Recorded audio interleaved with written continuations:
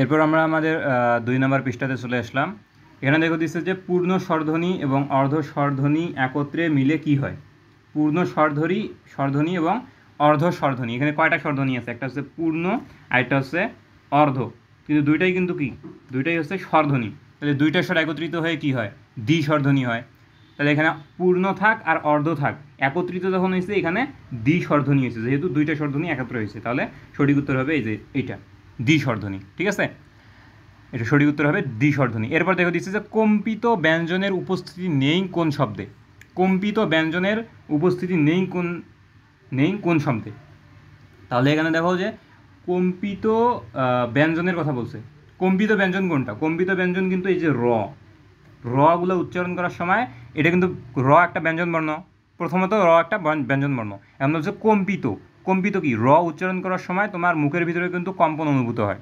ঠিক আছে, সহজ ভাষায় একদম, উচ্চারণ করার সময় তোমার মুখের ভিতরে একটু হলেও কম্পন অনুভূত হয়, যার কারণে এটা হচ্ছে কম্পিত ব্যঞ্জন। যেগুলো উচ্চারণের সময় একটু কম্পন সৃষ্টি হয় এগুলো হচ্ছে কম্পিত ব্যঞ্জন। ঠিক আছে, যেহেতু উচ্চারণের সময় ব্যঞ্জনের উচ্চারণের ক্ষেত্রে একটু কম্পন সৃষ্টি হয়, এই জন্য এটাকে বলা হবে কম্পিত ব্যঞ্জন। এখানে বলছে যে কম্পিত ব্যঞ্জনের উপস্থিতি নেই কোন শব্দে। এখানে দেখো প্রত্যেকটাতে এই যে দেওয়া আছে, একটু কমন সেন্সের ব্যাপার, প্রত্যেকটাতেই দেওয়া আছে, তার মানে এটাও হবে না, এটাও হবে না, এটাও হবে না, যেহেতু আছে, এটা কম্পিত ব্যঞ্জনের উপস্থিতি আছে। নেই কোনটাতে? এই যে গারো, তার মানে এটা হবে সঠিক উত্তর। ঠিক আছে, এবার দেখো বলছে যে কোনটি বলকের উদাহরণ। কোনটি বলকের উদাহরণ? আচ্ছা, বলক কি? বলক হচ্ছে শব্দকে জোরালো করে যেইটা, ওইটা হচ্ছে বলক।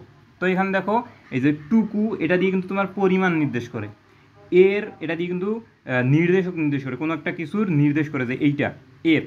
এবার হচ্ছে গুলো, এটা দিয়েও কিন্তু পরিমাণ নির্দেশ করে। কিন্তু এই যে এইটা হচ্ছে বলক, এইটা দিয়ে শব্দ জোরালো হয়। এইটা ওইটা, এটা দিয়ে শব্দ জোরালো হয়, যার কারণে এটাকে বলা হয় বলক। ঠিক আছে, আচ্ছা। এবার দেখা যাচ্ছে কদ উপসর্গটি কোন অর্থে ব্যবহৃত হয়। যেমন তোমরা এখানে একটা উদাহরণ দেখতে পারো যে কদ বেল, এই যে কদ, এই যে বেল, এই যে কদ উপসর্গ কোনটা? যেটা বর্ণের শুরুতে তোমার যুক্ত হয় ওইটা হচ্ছে উপসর্গ। যেটা বর্ণের শুরুতে যুক্ত হয় এটা হচ্ছে উপসর্গ। তাহলে কদ এই যে বর্ণের শুরুতে যুক্ত হয়, তাহলে এটা একটা উপসর্গ। তাহলে কদ বেল এই উপসর্গটা কোন অর্থে ব্যবহৃত হয়েছে? এইটা গৌণ অর্থে ব্যবহৃত হয়েছে, আচ্ছা, এবার দেখো নিচের কোনটি কৃদন্ত শব্দের উদাহরণ কোনটি? এখানে দেখো প্রথম যে অপশনটা আছে চরক,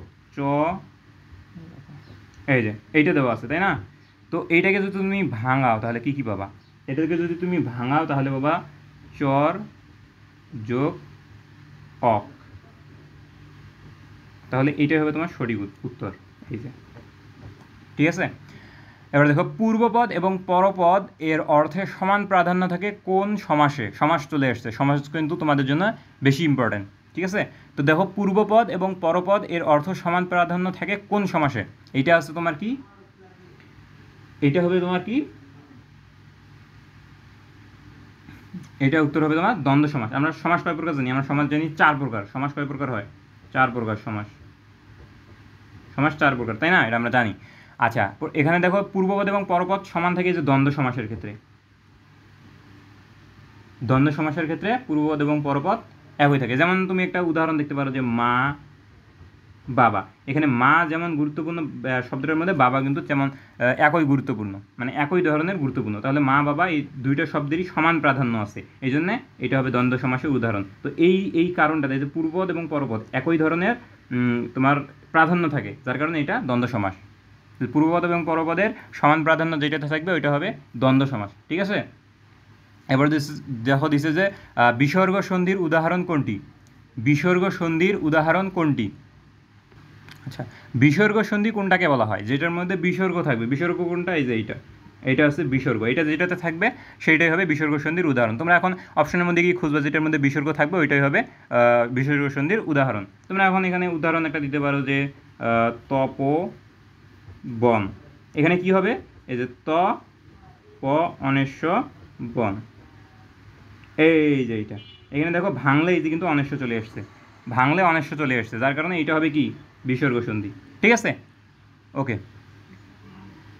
এবার দেখো ভগ্নাংশ পূরণবাচক সংখ্যা কোনটি? এই যে পূরণবাচক সংখ্যা, এটা তোমাদের জন্য বেশি ইম্পর্টেন্ট, এটা কিন্তু ভালো করে পড়বা। ভগ্নাংশ পূরণবাচক সংখ্যা কোনটি? ভগ্নাংশ পূরণবাচক সংখ্যা কোনটি? দেখো এখানে প্রথমে দিছে কি তেসরা, তেসরা একটা তারিখ এটা নির্দেশ করতেছে, তেসরা তারিখ এটা নির্দেশ করতেছে। একাদশ এটা তো সেটা সাধারণ তোমার সংখ্যা নির্দেশ করতেছে, কিন্তু যে তেতাই এটা দিয়ে কিন্তু ভগ্নাংশ নির্দেশ করতেছে। তাহলে ভগ্নাংশ হবে এই যে এইটা, এই যেটা, এটা হবে তেতাই, এটা হচ্ছে ভগ্নাংশ পূরণবাচক সংখ্যা। আর আটই, আটই এটা আবার তারিখ এটা নির্দেশ করতেছে, তেসরা আটই এগুলো তারিখ নির্দেশ করতেছে, কিন্তু যে তেতাই এটা ভগ্নাংশ নির্দেশ করতেছে। আর একাদশ এটা তো একটা সাধারণ সংখ্যা নির্দেশ করতেছে, তাই না? আচ্ছা, তাহলে সঠিক উত্তর হবে গ। কোনটি জাতিবাচক বিশেষ্যের উদাহরণ? জাতিবাচক বিশেষ্য, এখানে দেখো প্রথমে এটা দিচ্ছে হিমালয়, এটা একটা নাম, এটা পাহাড়ের নাম, এটা নামবাচক। এই যে ফুল, এবার দিচ্ছে জনতা, এবার দিচ্ছে জনতা, এটা একটা দল, একটা পুরো মানে দলকে এটা বুঝাইতেছে জনতা। এবার পদ্মা, এটা নদীর নাম বুঝাইতেছে, সেটা নাম। এটা যে ফুল, এই যে ফুল, ফুলটা হচ্ছে একটা জাতি, এটা একটা জাতি, মানে পৃথিবীর যত ফুল আছে সব জাতের ফুলকে এখানে বুঝাইতেছে, যার কারণে এটা হবে জাতিবাচক বিশেষ্য। বিশেষ্য মানে কি নাম, তার মানে জাতির নাম। এই যে ফুল, ফুলের পুরো ফুলের জাতিকে বুঝাইতেছে, এটা হবে জাতিবাচক বিশেষ্য। ঠিক আছে, দেখো তারপরে দিয়েছে কোন বাক্যে ভাববাচক বিশেষণ আছে? ভাববাচক বিশেষণের কথা বলছে, ভাববাচক বিশেষণের কথা বলছে, তাই না? আচ্ছা, ভাববাচক বিশেষ্য, প্রথমে দেখো আমরা শেষ থেকে আসি। কেমন গান, এটা একটা প্রশ্ন করছে, এটা একটা কি করছে প্রশ্ন করছে, তাহলে এটা ভাববাচক বিশেষ্য হবে না। পাথুরে মূর্তি, এখানে দেখো নির্দেশ করছে যে পাথরের দ্বারা তৈরি যেই মূর্তিটা, ওটা হবে পাথরের মূর্তি, এটা উপাদান নির্দেশ করছে, উপাদান, উপাদান নির্দেশ করছে। আধা কেজি চাল, এটা পরিমাণ নির্দেশ করছে, আধা কেজি এটা পরিমাণ নির্দেশ করছে। এই যে খুব ভালো খবর, এইটা কিন্তু এটা ভাব প্রকাশ করছে, এটা একটা খবর প্রকাশ করছে, এটা একটা ভাব প্রকাশ করছে, যার কারণে এটাকে বলা হবে ভাববাচক বিশেষ্য। তাহলে সঠিক উত্তর হবে কোনটা? ক। তোমরা বাকি যে দেখো তিনটা উত্তর যখন সঠিক হবে না, যেটা পরে থাকবে ওইটাই সঠিক উত্তর হবে, যার কারণে তোমরা সব অপশনগুলো আগে দেখার চেষ্টা করবা। যেমন এখানে তো আমি শেষ থেকে শুরু করলাম যে এটা প্রশ্ন করছে, তাহলে এটা প্রশ্নবাচক। পাথরের মূর্তি, এখানে পাথর একটা উপাদান দ্বারা তৈরি একটা মূর্তি, তাহলে এটা উপাদানবাচক হবে। এখানে দেখো আধা কেজি চাল, এটা পরিমাণ নির্দেশ করছে, তাহলে এটা পরিমাণবাচক। আর শেষে দেখো এখানে একটা কথা, একটা মনের ভাব প্রকাশ করছে যে খুব ভালো খবর, এইটা হচ্ছে তোমার ভাববাচক বিশেষ্য। আচ্ছা, আমরা এবার 3 নম্বর পেজে চলে আসলাম। দেখো এখানে প্রথমেই যেই এমসিকিউটা দিছে, এটা হচ্ছে কোনটি কালবাচক ক্রিয়া বিশেষণ? কালবাচক মানে সময় বোঝাবে এমন একটা, তিনি এখানে এসেছিলেন, এটা মানে সময়ের কোনো অস্তিত্ব এই জায়গায় নেই, তাহলে এটা প্রথমেই ক্রস। তারপরে দেখো ঠিক ভোরে সে পৌঁছে গেছে, ঠিক ভোরে সে পৌঁছে গেছে, ভোর, এই যে ভোর, ভোর একটা সময় নির্দেশ করে, এটা কাল নির্দেশ করে, তাই না? তো সঠিক উত্তর হবে এইটা। আর আচ্ছা, এই দুইটাই অপশন দিছে, তো আরও অপশন দেওয়া থাকতে পারে, তোমরা একটু যাচাই করে নিবা যেটার মধ্যে সময়ের একটা উল্লেখ থাকবে বা একটা কোনো কালের উল্লেখ থাকবে, কোনো একটা, যেমন যে ভোর বলছে, এখানে বিকেল বলতে পারতো, দুপুর বলতে পারতো, এরকম যেই সময়ের নির্দেশ দেওয়া থাকবে যেই বাক্যটাতে, ওইটা হবে কালবাচক ক্রিয়া বিশেষণ। আর এখানে দেখো এখানে সময়ের কোনো বালাই নেই, তো এখানে এটা হবে না, এমনিতেই বোঝা যায়, তাই না? এরপর দেখো দেওয়া আছে যে কোনটি অনুসর্গের উদাহরণ? কোনটি অনুসর্গের উদাহরণ? আচ্ছা, এখানে অনুসর্গের উদাহরণ, অনুসর্গ কোনটা? এই যে নাগাদ এবং বনাম, এই দুইটা হচ্ছে অনুসর্গ। এখানে সঠিক উত্তর হবে খ। ঠিক আছে, এবার দেখো যোজক কত প্রকার? এখানে অপশন আমি দেই নাই, সরাসরি যেন লেখা যায় উত্তরটা। ও যোজক কত প্রকার এখন বলো, এটা তো সবাই মুখস্থ থাকা কথা, এটা সবাই মুখস্থ থাকা কথা। আমরা সকলে জানি কি যোজক 5 প্রকার, যোজক 5 প্রকার, যোজক 5 প্রকার। ঠিক আছে, ওকে। এবার দেখো ক্রিয়া দুই অংশকে, ক্রিয়ার দ্বিতীয় অংশকে কি বলে?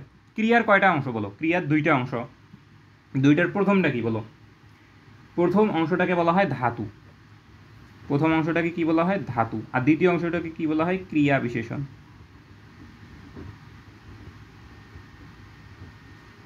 ক্রিয়া বিশেষণ, তাহলে এইটা হচ্ছে প্রথম অংশ আর এইটা হচ্ছে কি দ্বিতীয় অংশ। তাহলে এখানে জিজ্ঞেস করছে কি ক্রিয়ার দ্বিতীয় অংশ কি বলে? ক্রিয়া বিশেষণ বলে। ক্রিয়া বিশেষণ যে অপশনের মধ্যে থাকবে ওই অপশনটা তুমি দাগাই দিবা, ব্যাস।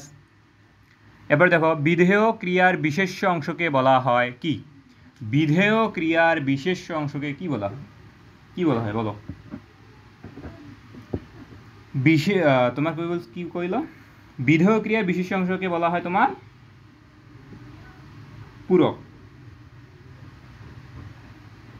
একদম মুখস্থ থাকার কথা, বিধেয় ক্রিয়ার বিশেষ অংশকে পূরক বলা হয়। এগুলো আসলে বোঝাই দেওয়ার কিছু নাই, তাই না? এটা একটা রুলস, একটা নিয়ম। বিশিষ্ট ক্রিয়ার বিধেয় ক্রিয়ার বিশেষ অংশ, বিধেয় ক্রিয়ার আগে যে বিশেষ অংশটা যে কোনো নাম যেগুলো থাকে ওইগুলো পূরক হয় সাধারণত। এটা একটা রুলস, এটা একটা দেখেই বোঝা যায়, তাই না? এটা বোঝাই দেওয়ার কিছু নেই, একটা মুখস্থ বিষয়। এবার দেখো গঠন বৈশিষ্ট্যের গঠন বৈশিষ্ট্য, এটা বৈশিষ্ট্য হবে। গঠন বৈশিষ্ট্য অনুযায়ী বাক্যকে কত ভাগে ভাগ করা যায়? আমরা কি কি জানি বলো? গঠন বৈশিষ্ট্য অনুযায়ী আমরা কয় ভাগে ভাগ করতে পারি বলো? একটা হচ্ছে বাক্যকে আমরা প্রথমে ভাগ করতে পারি সরল, জটিল, আর এটা কি যৌগিক। এইগুলো হচ্ছে তোমার কি বৈশিষ্ট্য অনুযায়ী ভাগ করা। তাহলে বৈশিষ্ট্য অনুযায়ী আমরা বাক্যকে কয় ভাগে ভাগ করতে বললাম বলো? একটা হচ্ছে সরল, একটা হচ্ছে জটিল, আর একটা হচ্ছে যৌগিক। 3 ভাগে ভাগ করতে পারলাম, তাহলে সঠিক উত্তর হবে 3। এইটা ছাড়াও তোমার আরও প্রশ্ন আসতে পারে। আমি এই টপিকের আর কোনো প্রশ্ন নেই, যার কারণে এখনই বলে দেই যে গঠন বৈশিষ্ট্য অনুযায়ী বাক্যকে কত ভাগে ভাগ করা যায়। এটা যেমন 3 প্রকার হলে, যে সরল, জটিল এবং যৌগিক, 3টা ভাগে ভাগ হয়েছে, এই জন্য 3 উত্তর হবে। এছাড়াও তোমাদেরকে আরও বলতে পারে কি, যে ক্রিয়া আছে কি নাই, ক্রিয়া আছে কি নাই, আমি লিখবো না, ক্রিয়া আছে কি নাই, এইটার উপর ভিত্তি করে কিন্তু 2 ভাগে ভাগ করা যায়। ক্রিয়া আছে কি নাই, একটাতে ক্রিয়া থাকবে আর একটাতে ক্রিয়া থাকবে না, এই 2 ভাগে ভাগ করা যায়। আরেকটা কি, আরেকটা বক্তব্যের লক্ষ্য, বক্তব্যের লক্ষ্য, এটা একটু মনে হয় লিখে দিতে হবে। দেখো বক্তব্যের লক্ষ্য, এইটা অনুযায়ী আমরা কয় ভাগে ভাগ করতে পারি? বক্তব্যের লক্ষ্য অনুযায়ী আমরা 4 ভাগে ভাগ করতে পারি। একটা হচ্ছে বিকৃতি, প্রশ্ন, অনুজ্ঞা আর আবেগ। এই 4টা ভাগে কিন্তু আমরা ভাগ করতে পারি। এই যে বক্তব্যের লক্ষ্য, এটা হবে 4টা, এটা হবে 4টা ভাগে, ঠিক আছে? তাহলে তোমাকে এখানে বলে দিতে পারে যে বক্তব্যের লক্ষ্য অনুযায়ী বাক্যকে কত ভাগে ভাগ করা যায়। অপশনের মধ্যে 4 যখন দেওয়া থাকবে, ওই যে 4টা তুমি দেখাই দিবা, ঠিক আছে? এরপর যদি তোমাকে প্রশ্ন করে যে ক্রিয়া আছে কি না, এর উপর ভিত্তি করে বাক্যকে কয় ভাগে ভাগ করা যায়, এটা আমরা 2 ভাগে দেখাই দেবো। 2 যেখানে অপশন থাকবে সেটা দেখাই দেবো। আর এখন যেহেতু প্রশ্ন করছে গঠন বৈশিষ্ট্য অনুযায়ী বাক্যকে কয় ভাগে ভাগ করা যায়, এটা কি কয় ভাগে? সরল, জটিল এবং যৌগিক, 3 ভাগে। তাহলে এই যে 3 দেখাই দিছি, সঠিক উত্তর ক, ঠিক আছে? অসহায়কে সাহায্য করো, বাক্যে অসহায়কে কোন কারক? অসহায়কে সাহায্য করো, এই যে অসহায় যেটা আছে, এই যে অসহায় শব্দটা, এটা কোন কারক, এটা জিজ্ঞেস করছে।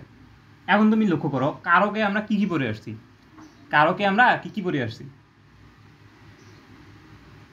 এখন তুমি এই বাক্যকে যদি কে বা কাকে দিয়ে প্রশ্ন করো, তাহলে তুমি কর্মকারক পাবে।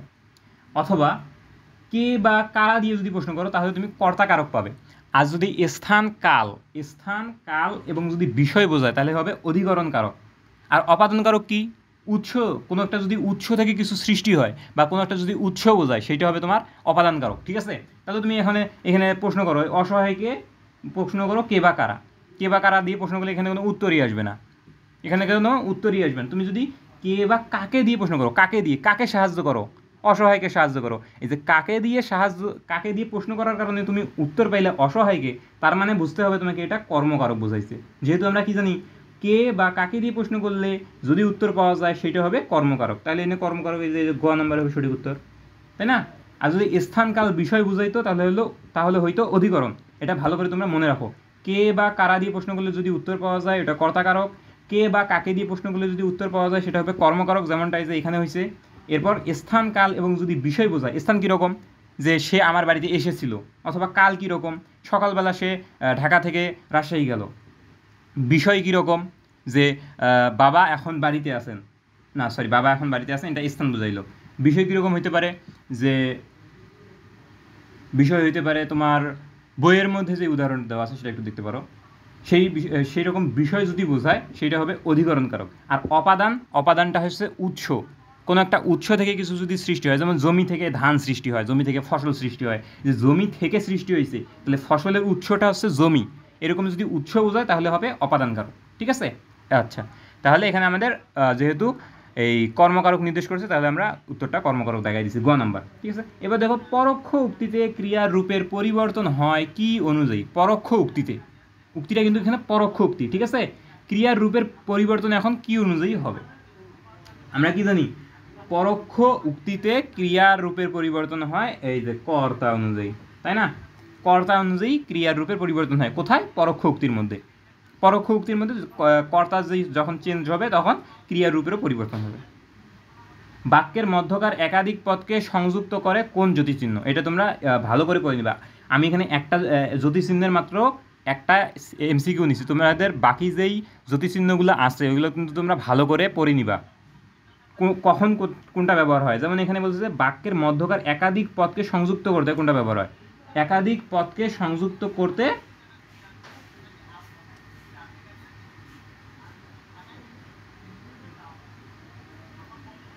কোনটা ব্যবহার হয়, তাই না? তো এখানে সঠিক উত্তর হবে হাইফেন। আচ্ছা, হাইফেন দিয়ে একাধিক পদকে সংযুক্ত করা যায়। যেমন তোমার একটা বাক্যের মধ্যে মনে করো যে মা বাবা আলাদা করে দেওয়া আছে, তুমি এই বাক্যটাকে কিন্তু মা বাবা এই যে মাঝখানে হাইফেন দিয়ে বাবা একসাথে করে দিতে পারবো, তখন এটা একটা হয়ে যাবে, সংযুক্ত হয়ে গেল, তাই না? তাহলে এখানে সংযুক্ত করতে হাইফেন ব্যবহার করা হয়। এরপর দেখো যেটা দিছে, লিখিত আদেশের অর্থ বোঝাতে কোন বাগধারা ব্যবহার হয়? লিখিত আদেশের অর্থ, এখানে কিন্তু বাগধারাতে কিন্তু বোঝানোর মতো আসলে কিছু নেই, তাই না? লিখিত আদেশ, এখানে সরাসরি যে উত্তর তুমি দাগায় দিবা কলমের এক খোসা, এটা দিয়ে লিখিত আদেশের অর্থ বোঝায় বাগধারাগুলো সুন্দর করে মুখস্থ করে ফেলবা, তাছাড়া কোনো উপায় নেই। এরপর দ্বিতীয় দিচ্ছে যে করবি কিসের প্রতিশব্দ? আকাশের প্রতিশব্দ কি করবি? কখনোই না। এবার দেখো দিচ্ছে চোখ এবং চুল, এখানে যে চোখটার প্রতিশব্দ হচ্ছে করবি। তো প্রতিশব্দগুলো তোমার বাকি যেইগুলো বইয়ের মধ্যে আছে ভালো করে পড়ে ফেলবা, কারণ এই যে প্রতিশব্দ যেইটা আছে, প্রতিশব্দ বাগধারা এবং বিপরীত শব্দ, প্রতিশব্দ বাগধারা বিপরীত শব্দ, তিনটা থেকে কমপক্ষে তিনটা এমসিকিউ আসবে, আসবেই। কি বাগধারা, প্রতিশব্দ এবং বিপরীত শব্দ ভালো করে পড়ে নেবে, এই তিনটা থেকে তিনটা এমসিকিউ কমন পাওয়ার সম্ভাবনা আছে, ঠিক আছে? এবার দেখো দিচ্ছে জোর শব্দ অবদান ও অবধান, অবদান একটা, ধান একটা, দ একটা, ধ একটা, ঠিক আছে? এই দুটো আছে শব্দ জোর দিয়ে দিছে, শব্দ জোরের মধ্যে চলে আসছি আমরা। দেখো অবদান কৃতি বোঝালে, এই যে অবদান এটা বোঝাইছে কি কৃতি, এটা ঋষিকার হবে সম্ভবত, হ্যাঁ দীর্ঘিকার হবে না। তাহলে অবদান বোঝাইছে কৃতি, তাহলে আর অবদান ধান, এটা দ এটা ধ, অবধান এটাকে তাহলে কি বোঝাবে বাবার বলো? অবদান বোঝাইছে কৃতি, তাহলে অবধান এখন কি বোঝাবে? তোমরা ছক বের করে দেখতে পারো,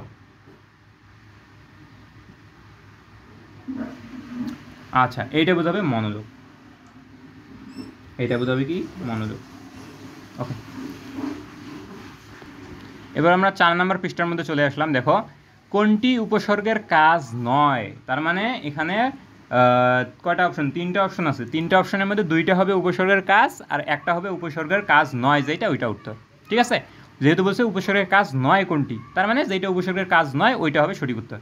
এখানে অর্থের পরিবর্তন উপসর্গ করে, কোন উপসর্গ এখানে অর্থের পরিবর্তন অবশ্যই করে। উপসর্গ কোথায় বসে? শব্দের শুরুতে বসলে তো অর্থের পরিবর্তন অবশ্যই হবে, তাই না? অর্থের দোতন্য তৈরি করতে পারে, শব্দের শুরুতে বসে অর্থের দোতন্য তৈরি করতে পারে, এটাও আমরা জানি। তো এটাও এই উপসর্গের কাজ, এটাও উপসর্গের কাজ, তাহলে সঠিক উত্তর হবে এই যে এটা। নিজস্ব অর্থ প্রদান করে না, অর্থ প্রকাশ করতে পারে না। উপসর্গ কি নিজস্ব অর্থ প্রকাশ করে? না। উপসর্গ আরেকটা শব্দের সামনে বসে সেই শব্দটার অর্থ প্রকাশ করে, কিন্তু নিজে নিজে কখনো অর্থ প্রকাশ করতে পারে না। যেহেতু এইটা তার কাজ নয়, তাহলে সঠিক উত্তর হবে এইটা, খ নাম্বার, ঠিক আছে? এখানে কিন্তু তোমাকে প্রশ্নটা আবার ঘুরাই দিতে পারে। কেমন ঘুরাই দিতে পারে? কোনটি উপসর্গের কাজ নয় বাদ দিয়ে দিতে পারে কোনটি উপসর্গের কাজ, তখন তোমাকে এই যে অর্থের পরিবর্তন এইটা উপসর্গের কাজ, এইটাও অপশনের মধ্যে থাকতে পারে, তখন তোমাকে এইটা দেখাইতে হবে। অথবা এই যে অর্থের দোতন্য তৈরি করা, এটাও কিন্তু উপসর্গের কাজ, তাহলে তোমাকে এটাও যদি অপশনে থাকে এটা দেখাই দিতে হবে, ঠিক আছে? এরপর দেখা দিচ্ছে কি একটা প্রত্যয় দিয়ে দিছে, একটা প্রত্যয় নির্ণয় করতে বলছে। শয়ান এর প্রকৃতি প্রত্যয় কোনটি? শয়ান এর প্রকৃতি প্রত্যয়, দেখো এখানে প্রথমে দিচ্ছে শোয়ান, এটা হবে না, এইটা হবে না। তারপরে দিচ্ছে শি ওয়ান দিয়ে দিছে, এইটাও হবে না। এরপরে দিচ্ছে শি অন, এইটা কিন্তু যুক্ত করলে হয় শয়ন, ঠিক আছে? তাহলে এইটা হবে সঠিক উত্তর, এইটা হবে সঠিক উত্তর, ঠিক আছে? আচ্ছা,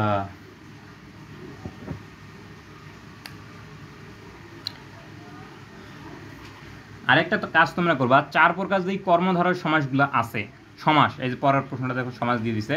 সমাস কত প্রকার? 4 প্রকার, তাই না? সমাস হচ্ছে 4 প্রকার, আমরা সকলে এটা জানি। সমাস হচ্ছে 4 প্রকার, ভুল করার কোনো সুযোগ নেই, তাই না? তাহলে সমাস যদি 4 প্রকার হয়, এর মধ্যে যেই কর্মধারয় সমাসটা আছে, এই সমাসটা তোমার এইবারের জন্য বেশি গুরুত্বপূর্ণ। এই জন্য তুমি কি করবা, 4 ধরনের সমাসের মধ্যে কর্মধারয় সমাসটাকে বেশি গুরুত্ব দিয়ে পড়ে নিবা। গোফ খেজুরে এর এটা কোন সমাসের উদাহরণ? গোফ খেজুরে কোন সমাসের উদাহরণ? এখন বলো। গোফ খেজুরের অর্থ কি? গোফ খেজুরের অর্থ কি? গোফ খেজুরের অর্থ কিন্তু অলস ব্যক্তি।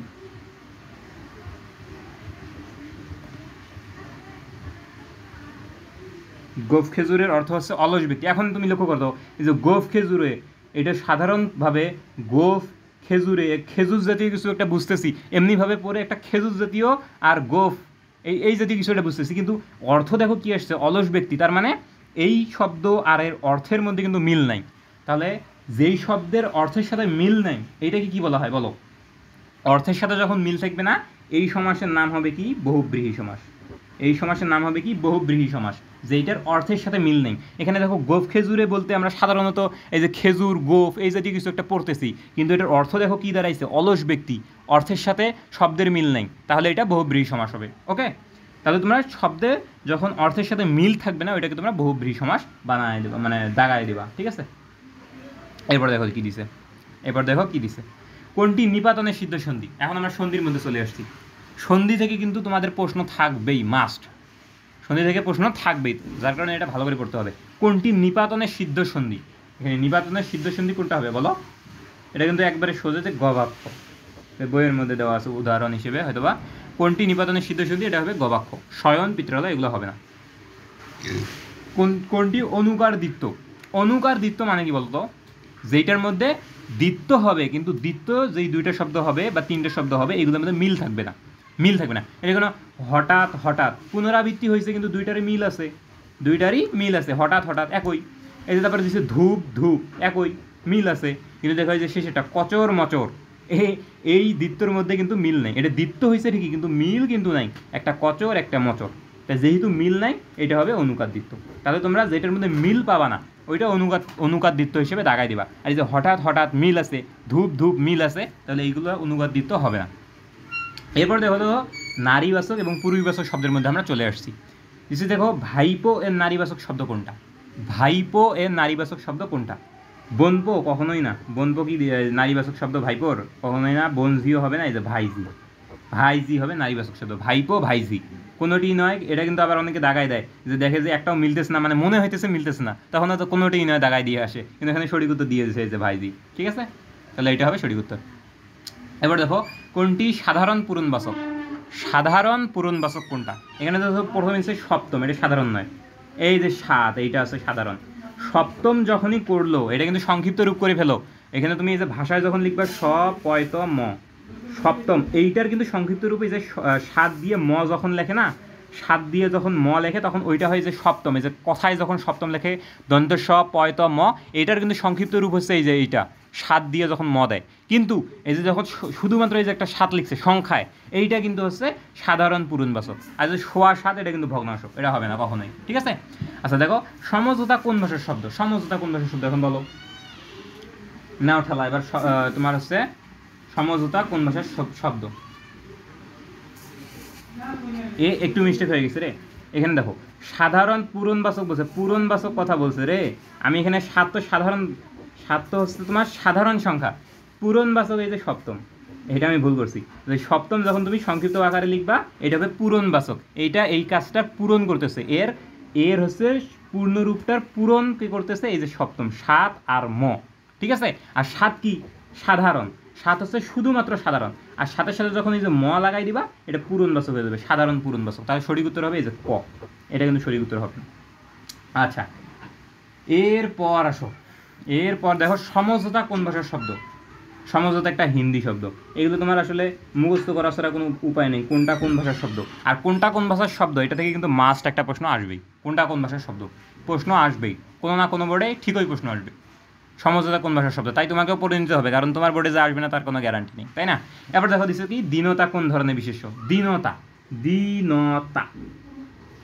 শুধু থেকে জাতিবাচক, এটা জাতিবাচক বিশেষ্য কখনোই, জাতিবাচক বিশেষ্য এটা কখনোই না। জাতির নাম তো এটা বোঝায় না। দীনতা কি কোনো জাতির নাম? আমরা কোনো দেখি নাই যে দীনতার নামে কোনো জাতি আছে, অতএব এটা হবে না। এবার কি সমষ্টিবাচক? সমষ্টি, এখানে কিসের সমষ্টি? দীনতা কি কোনো কিছু সমষ্টি বোঝায়? কখনোই না, তার মানে এটাও হবে না। এটা কি ক্রিয়া বোঝায়? এটা কিন্তু দীনতা কোনো কাজ নেই, এটা একটা গুণ বুঝাইতেছে, তাহলে এটা হবে গুণবাচক। দীনতা কি? দীনতা একটা গুণ, এটা একটা গুণ, সেহেতু এটা গুণবাচক। এটা ক্রিয়া না, এটা কোনো কাজ না, দীনতা কোনো কাজ না, দ্বিনতা করা যায় না, এটা কাজ না, তাহলে এটা ক্রিয়াবাচক হবে না।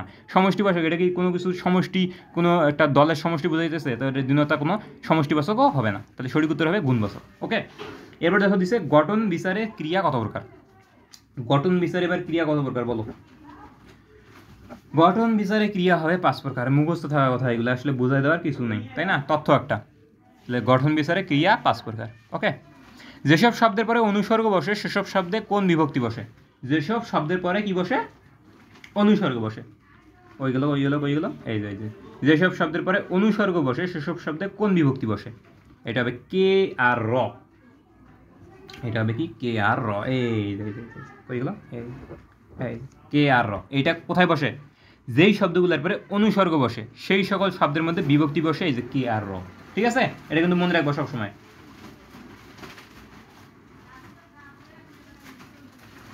আচ্ছা, আরেকটা জিনিস তোমাদেরকে বলে দেয়, এই যে যেখানে বললাম যে গঠন বিচারে ক্রিয়া কত প্রকার, এখানে কিন্তু 5 প্রকার বললাম উত্তরটা। আরেকটা তোমার মনে রাখবো যে ভাব প্রকাশের ভিত্তিতে কিন্তু 2 প্রকার, এটা তোমাদের এমসিকিউর মধ্যে আসতে পারে। ভাব প্রকাশের ভিত্তিতে ক্রিয়া কিন্তু 2 প্রকার, আর গঠন বিচারে 5 প্রকার।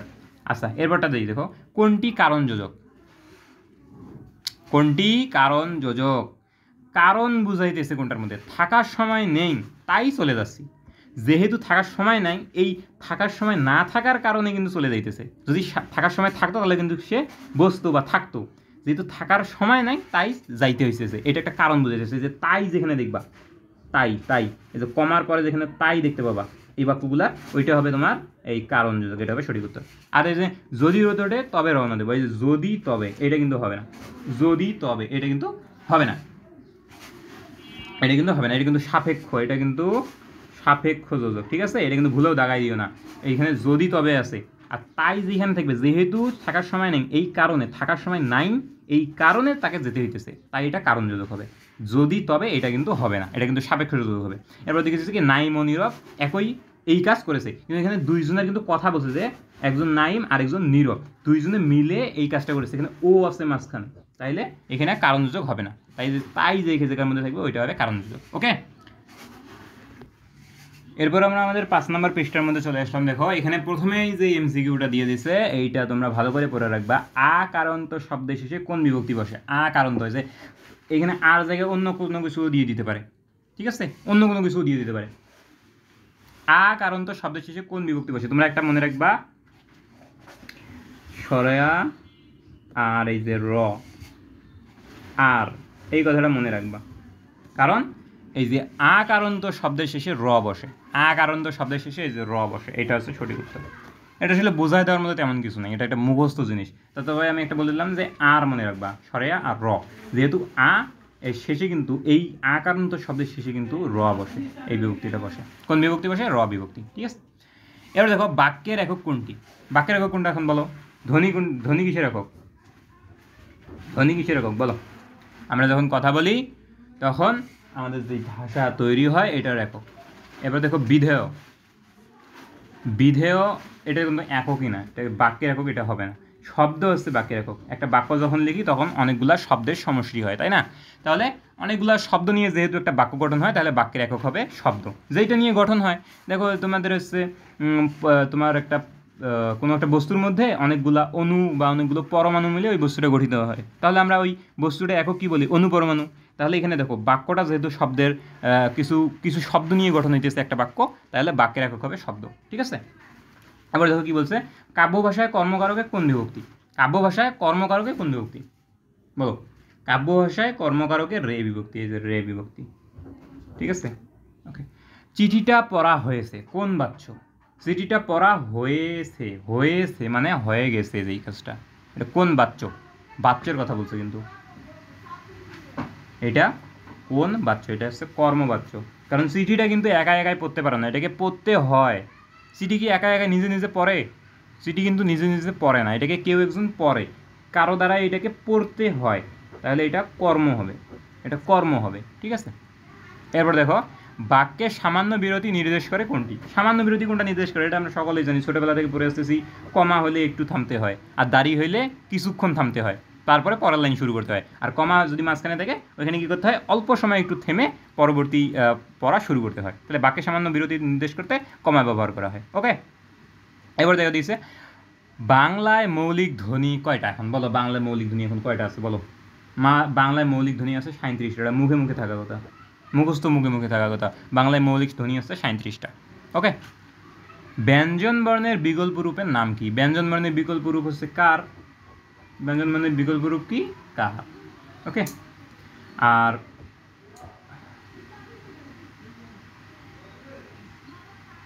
আর স্বরবর্ণের বিকল্প রূপ স্বরবর্ণের রূপ কি হবে? ফলা। আর ব্যঞ্জন বর্ণে কি হবে? কার। ওকে, বাংলায় অর্ধ স্বরধ্বনি কয়টা? বাংলায় অর্ধ স্বরধ্বনির কথা বলছে এখানে, কিন্তু মানে পূর্ণ স্বরধ্বনি নয়, অর্ধ স্বরধ্বনির কথা বলছে। অর্ধ স্বরধ্বনি কয়টা? 4টা।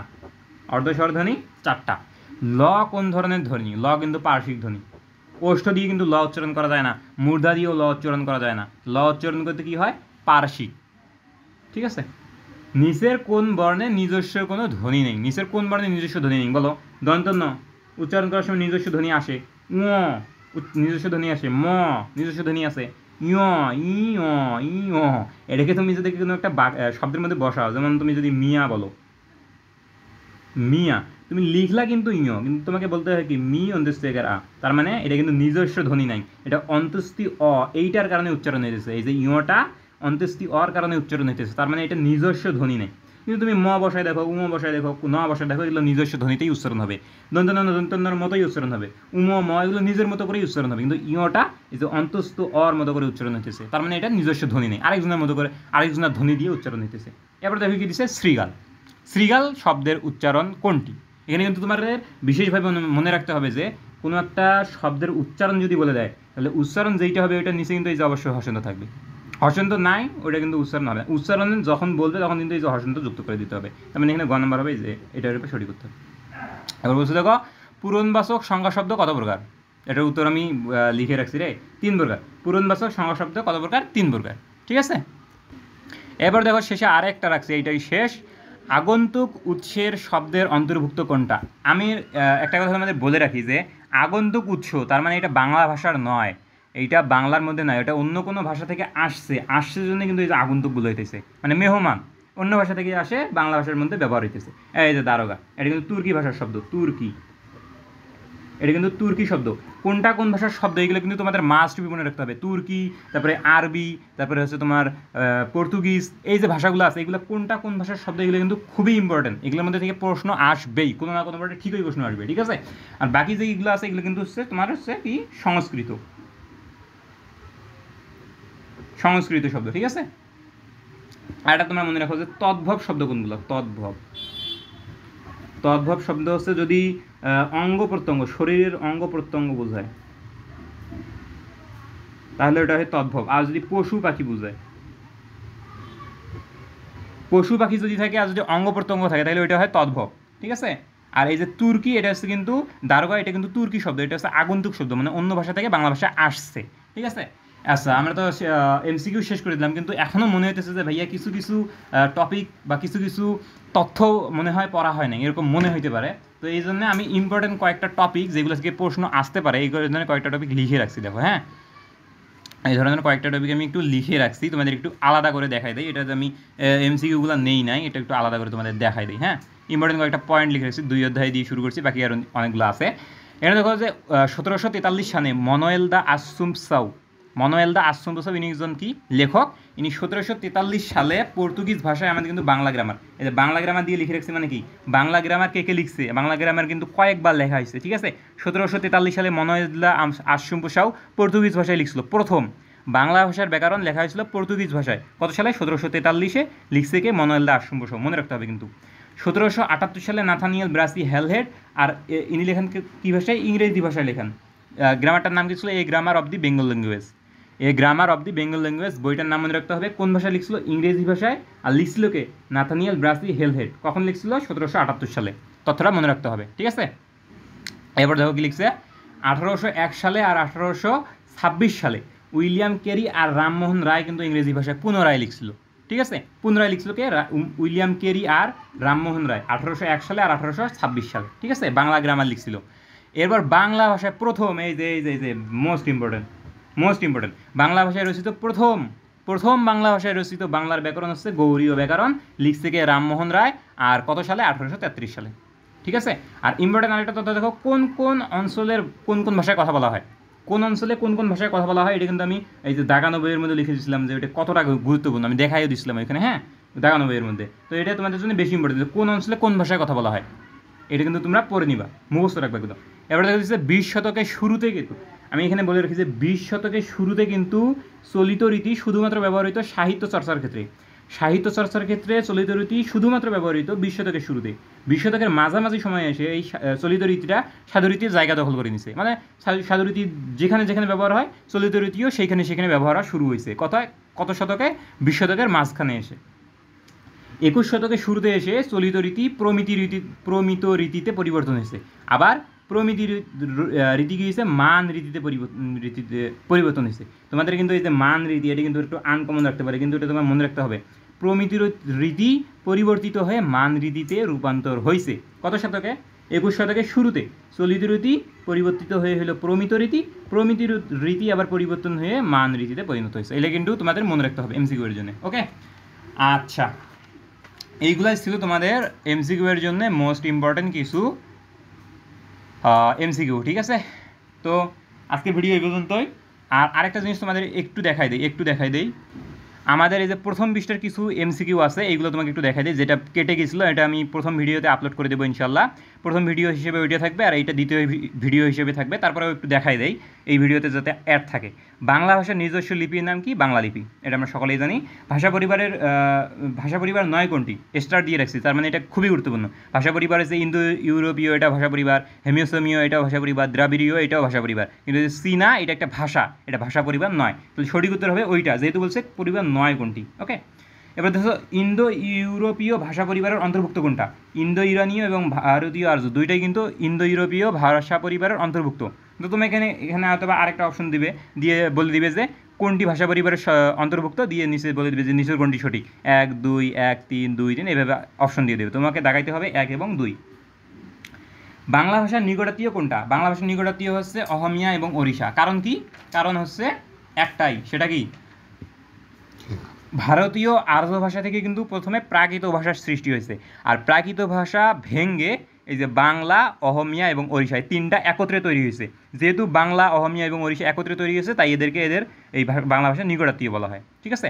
কোন ভাষা থেকে বাংলা ভাষার উৎপত্তি? এটা হচ্ছে পূর্ব ভারতীয় প্রাকৃত, এটা আমরা সকলেই জানি। সেমিও হেমিও ভাষা পরিবার ঠিকই, কিন্তু এটা থেকে বাংলা ভাষা তৈরি হয় নাই। বাংলা লিপি কোনটির বিবর্তিত রূপ? আমরা জানি কি ব্রাহ্মী লিপি প্রথমে পরিবর্তন হয়েছে কুটিল লিপিতে, আর কুটিল লিপি পরবর্তীতে বাংলা লিপিতে রূপান্তরিত হয়েছে। তাহলে বাংলা লিপি হচ্ছে কুটিল লিপির বিবর্তিত রূপ। তাহলে সঠিক উত্তর গ। ওকে, রূপতত্ত্বের আলোচ্য বিষয় 9 কোনটা? এখানে কিন্তু 9 বলে দিছে। প্রত্যয় হচ্ছে রূপতত্ত্বের আলোচ্য বিষয়, সমাস রূপতত্ত্বের আলোচ্য বিষয়, উপসর্গ রূপতত্ত্বের আলোচ্য বিষয়, কিন্তু যে বর্ণ এটা কিন্তু রূপতত্ত্বের আলোচ্য বিষয় নয়। এখানে কিন্তু 9 বলে দিচ্ছে। ভালো করে খেয়াল করবা যে রূপতত্ত্বের আলোচ্য বিষয় বলছে নাকি 9 বলছে, বিষয় 9 কোনটি এটা বলছে, এটা একটু লক্ষ্য করে লাগাই দিবা। কোন রীতিতে ক্রিয়ার রূপ দীর্ঘ হয়? এটা কিন্তু সাধু রীতিতে। তোমরা একটু লক্ষ্য করে দেখো যে সাধু রীতিতে আমরা যখন কোনো কিছু পড়ি তখন দেখবে ওইগুলো একটু দীর্ঘ হয়। যেমন আমরা চলিত ভাষায় বলি যে খাচ্ছি, কিন্তু সাধু রীতিতে কি বলি? খাইতেছি। এই যে দীর্ঘ হয়ে গেল, যার কারণে এটা সঠিক উত্তর হবে খ, মানে সাধু রীতি। ঠিক আছে। সর্বনামে হ ব্যবহার হয় কোন রীতিতে? এটাও কিন্তু সাধু রীতিতে হবে। তার কারণ তুমি লক্ষ্য করে দেখো যে সাধু রীতির বেশিরভাগ সর্বনামে কিন্তু মাঝখানে হ দিয়ে দেয়, তাহারা মাঝখানে হ দিয়ে দেয়, তাই না? এটা সাধু রীতির ক্ষেত্রে দেখা যায়। এবার দিচ্ছে যে অনুবর্ণ কোনটি? অনুবর্ণ কয়টা? রেফ, ফলা এবং বর্ণ সংক্ষেপ, এই তিনটাই কিন্তু অনুবর্ণ। ঠিক আছে, এই তিনটাই কি? অনুবর্ণ। তাহলে এখানে দেখো এই যে রেফ দেওয়া আছে, তার মানে এইটা হবে সঠিক উত্তর। তো এই ছিল আমাদের প্রথম পৃষ্ঠার 10টা। এইগুলো আমি আলাদা একটা প্রথম ভিডিও হিসেবে থাকবে, আর বাকিগুলো হচ্ছে দ্বিতীয় ভিডিও হিসেবে থাকবে, দুইটাই আপলোড করে দেবো। তো আশা করি তোমাদের এইগুলো থেকে কমন পড়বে ইনশাল্লাহ। তবে এইগুলো একটু যেই টপিকগুলো থেকে আমি পড়াইলাম, যেই টপিকগুলোর উপরে এই এমসিকিউগুলো দিছি, ওইগুলো একটু ভালো করে পড়বা। আর যেইগুলো বললাম যে যেই টপিক থেকে বেশি করে এমসিকিউ আসতে পারে, ওইগুলো তো আরও ভালো করে পড়বা, তাই না? আচ্ছা, তাহলে আজকের ভিডিও এই পর্যন্তই। আর সামনে 70 মার্কের অ্যান্সার নিয়ে আমি আসতেছি। 70 মার্কের অ্যান্সার নিয়ে ইনশাল্লাহ একটা লাইভ দেবো। 70 মার্কের অ্যান্সার দিয়ে একটা লাইভ দেওয়ার চেষ্টা করবো ইনশাল্লাহ। তো লাইভের অপেক্ষায় থাকো, পরীক্ষার আগের দিন ইনশাল্লাহ লাইভে তোমাদের বোঝাই দেবো। আর যেইগুলো সাজেশন ভিডিওতে বলে দিছি সেইগুলো একটু ভালো করে পড়ো। লাইভে যখন আমি বোঝাই দেবো তখন দেখবে তোমাদের একদম ক্লিয়ার হয়ে গেছে। তখন দেখবে যে 70-এর মধ্যে মানে ম্যাক্সিমাম মার্ক তুমি পাওয়ার সম্ভাবনা হয়ে গেছে। ঠিক আছে, তো এই ছিল আজকে আমাদের এমসিকিউ প্র্যাকটিস ক্লাস। দেখা হবে পরবর্তী লাইভ ক্লাসে। আজকে এই পর্যন্তই। আল্লাহ হাফেজ।